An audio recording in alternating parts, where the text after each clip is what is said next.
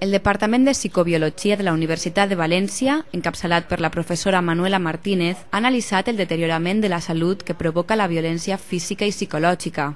La conclusió de l'estudi és que en els dos casos la salut mental, física, hormonal i immunològica de les dones empitjora.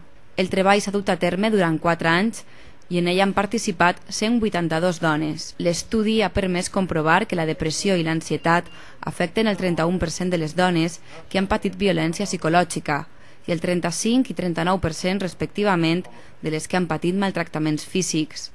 I és que la violència de gènere física s'ha convertit en la primera causa de mort en les dones de 15 a 45 anys a nivell mundial, segons xifres de l'Organització Mundial de la Salut.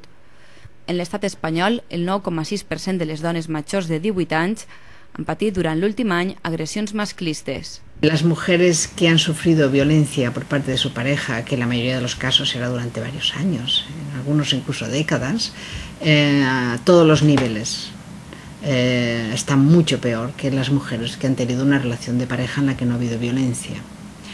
Estaban peor en salud mental, es decir, tenían mayor niveles de depresión, de ansiedad, de trastorno postraumático, habían tenido ideas de suicidio, incluso un porcentaje importante había intentado suicidarse sin éxito.